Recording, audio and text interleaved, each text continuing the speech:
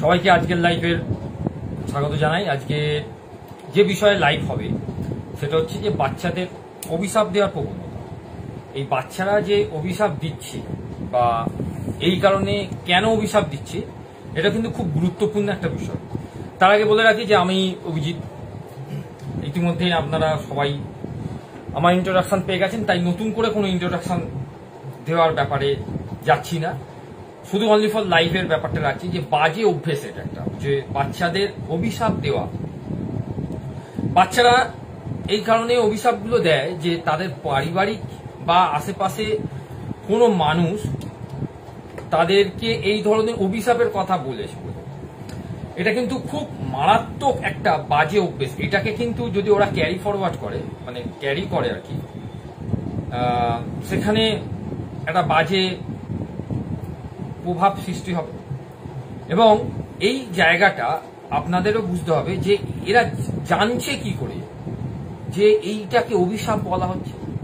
তাহলে বাড়ির আশেপাশে বা পরিবেশগত দিক থেকে তারা কাউকে অনুকরণ করছে, সেটা ম্যাক্সিমামটাই, কিছু মনে করবে না, বয়স্ক মহিলারা এগুলো বেশি করে থাকে, যেখানে ঠাকুমা, দিদা বা জেঠিমা, যাদের এজ একটু 52 আপ বেশি হয়ে গেছে। এবং আমরা বাজে টার্মস গুলোকে ইউজ করি এখানে, যে কারোর সঙ্গে ঝগড়া হলো, ঝগড়া হওয়ার সময় আমরা সেই সময় সেই বাচ্চাটা ওখানে প্রেজেন্ট আছে, ঝগড়া হওয়ার সময় আমরা তাকে অভিশাপ দিচ্ছি, তোর কখনো ভালো হবে না, তুই আমার সঙ্গে ঝগড়া করছিস তো তোর কখনোই ভালো হতে পারে না। অর্থাৎ এই যে কথাটা, এই কথাটা সেই বাচ্চাটার মনের মধ্যে একটা প্রভাব সৃষ্টি করে।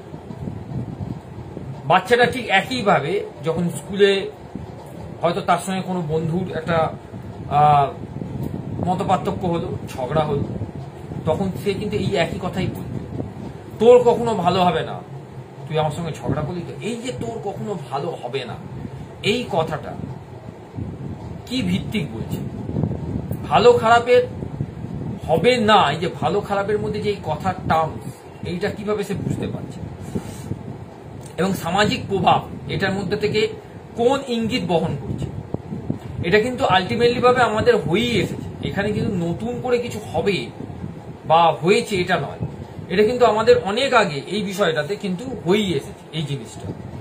যার ফলে কি হচ্ছে, আমরা এটাকে ক্যারি করে যাচ্ছি। বাচ্চাদের সামনে অনেক সময় আমরা অর্থহীনভাবে কিছু কথাকে ডেলিভার করি, সেই কথাগুলো ওরা ধরে নেয় এবং সেইগুলো ধরে নেওয়ার ফলে তারা সেই কথাগুলো স্কুলে ইউজ করছে। এবং স্কুলে এমনভাবে ইউজ করছে সেই কথাগুলো, যদি সেই ধরনের কোনো টিচারের কানে যায়, সে তাকে কিন্তু পানিশমেন্ট পর্যন্ত পেতে হবে।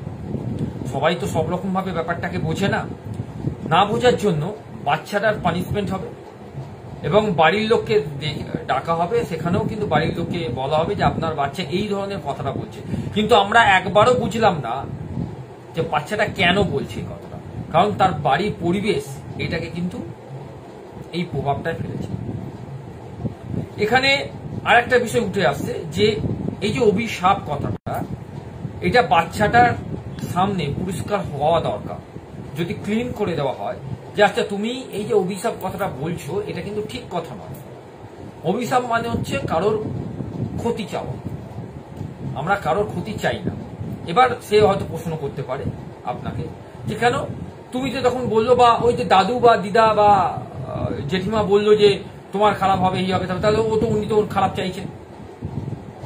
এই জন্যই সব সময় মাথায় রাখতে হবে যে আমরা বাচ্চাদের সামনে কখনোই ঝগড়া, কখনো রেগে কথা বা এমন কোনো কথাকে ডেলিভার করছি বা করব না যেটা বাচ্চাদের মনে গেঁথে যায়। সেখানে কিন্তু সবচেয়ে বড় প্রবলেমটা হতে শুরু করবে।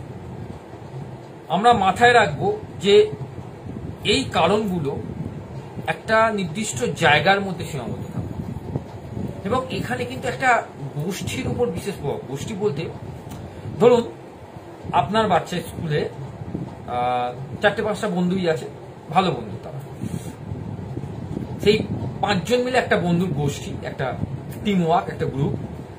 পরের 5 জনে আর একটা টিম ওয়ার্ক, একটা গ্রুপ, এই একটা গ্রুপ, এ গ্রুপ বি গ্রুপের সঙ্গে ঝামেলা লেগে গেল। এবার এ গ্রুপের একটা মেয়ে বি গ্রুপের সব মেয়েদের অভিশাপ দিচ্ছে যে তোদের কখনোই অঙ্কে ভালো নাম্বার উঠবে না, তোর কখনোই ইংলিশে ভালো নাম্বার উঠবে না, আমি তোকে বলে দিলাম।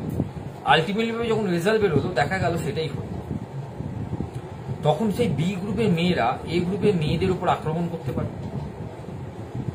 বাড়ির লোকেদের বলতে পারে, বাড়ির লোকেরা এটাকে একটা অন্যভাবে রিভেঞ্জ নিতে পারে।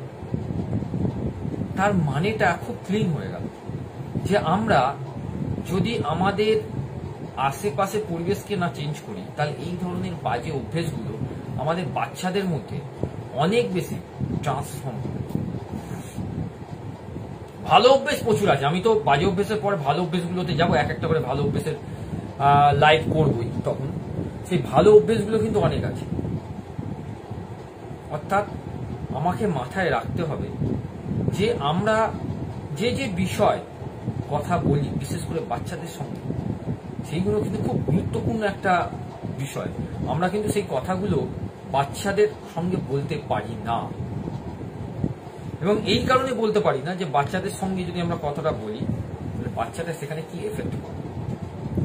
যদি পুরো ব্যাপারটাকে একটু ছোট্ট করে দেওয়া যায়, মানে সাম আপ আমি যেটাকে বলি, যে বাচ্চাদের বাজে অভ্যেস মানে অভিশাপের দেওয়া অভ্যেসে সাম আপ করতে গেলে ফার্স্ট পয়েন্ট যেটা আসছে সেটা হচ্ছে আপনাকে পরিবেশটাকে চেঞ্জ করতে হবে।